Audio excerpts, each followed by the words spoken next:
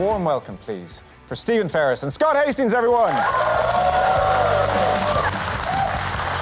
Welcome. Scott, good to see you. You're very welcome. Scott Hastings boasting of his record against the Irish in his playing days, back when Scotland were really good. It was good. 11 times I played against Ireland, won 9, drew 1. I don't know how I lost 1, but it was...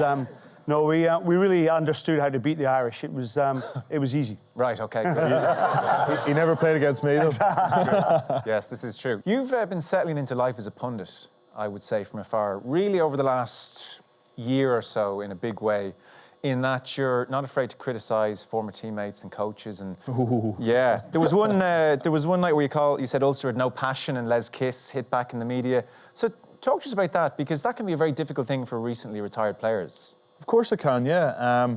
But for me, doing a little bit of work for BBC Northern Ireland or whoever it may be on a Saturday or Friday night, you got to call it how it is. You know, if a team's underperforming, friends that you've played with are underperforming, you can't just brush over it. Yeah. And for me, if I'm going to continue on doing what I'm doing, then I have to say it how it is. And if I stop doing that, then I'll stop being a pundit. I'll stop getting those calls. And I am a fan. We were talking about it earlier on. I am a fan. I'm a massive fan of Ulster Rugby. And it's frustrating when they're not playing well. And I think that maybe comes across in my punditry during games.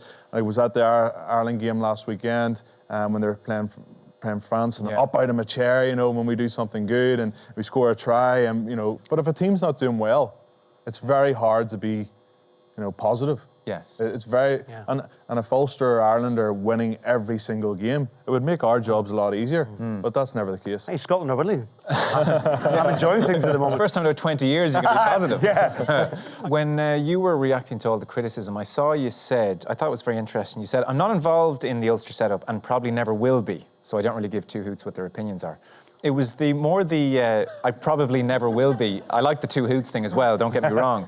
But I probably never will be involved in the Ulster setup. That struck me as very strange, in that you would be an ideal candidate to be in coaching academy players and just being part of the Ulster family. Why did you say you probably never will be involved? I had a great time with Ulster Rugby, fantastic 9 professional years. But being out of the setup now, there's much more to life than just that rugby bubble.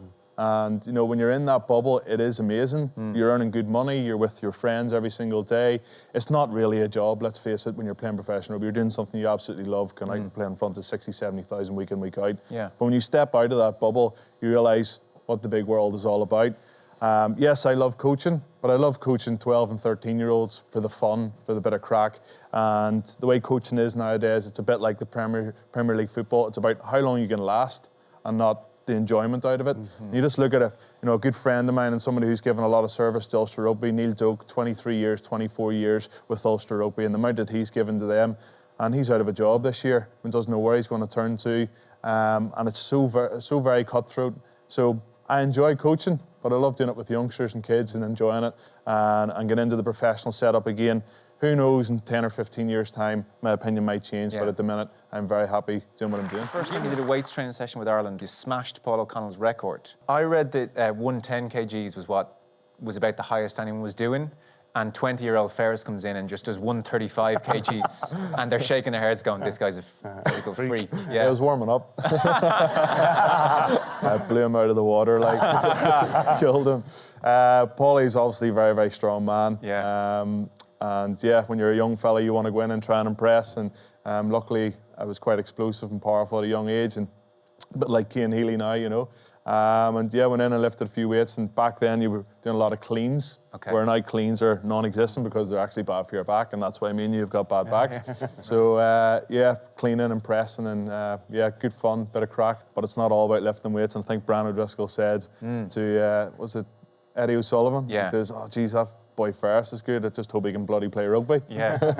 Unfortunately, I could. If I do say so myself, yeah. Because you're also faster over the first 20 metres than Usain Bolt, statistically. Well, I wouldn't go as far as saying that, but... Another good story. Another good story, yeah. Sir, Who's coming up all these? I'm reading all these stories in your book. Yeah, easons.com/Ferris.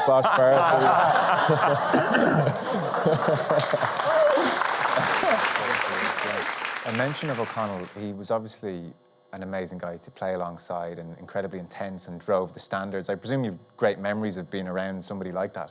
Yeah, old psycho. Yeah. Was there a story where he's berating himself or he would berate himself after games? He get down on himself, you know. We call the wrong line out, or you know, there was maybe he didn't get the lift right on somebody, and he would sit in the change room after a match. And of course, I usually played 6, and he was 5, so we were right beside each other in the corner of the Aviva Stadium. And he would sit there like this, and you know, and he'd go, oh, "Jesus, Paulie, why'd you call that line out? Jeez.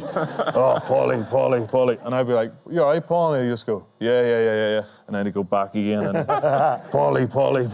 Yeah, and you get onto the bus or the airplane after, and he'd just, "God, why'd I call that?" And then you're like, "Relax, Paulie, it's okay."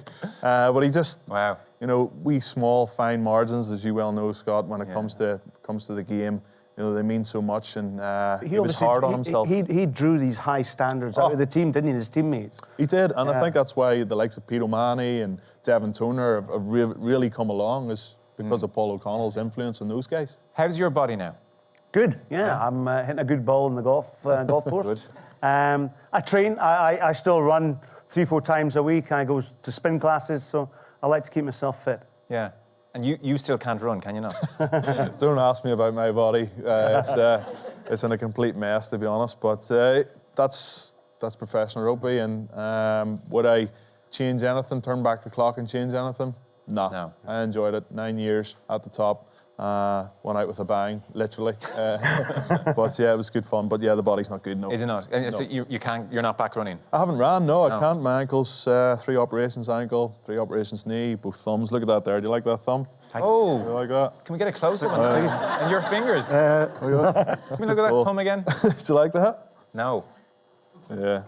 You do that? Yeah. Oh, yeah. Can you do this? Hold on.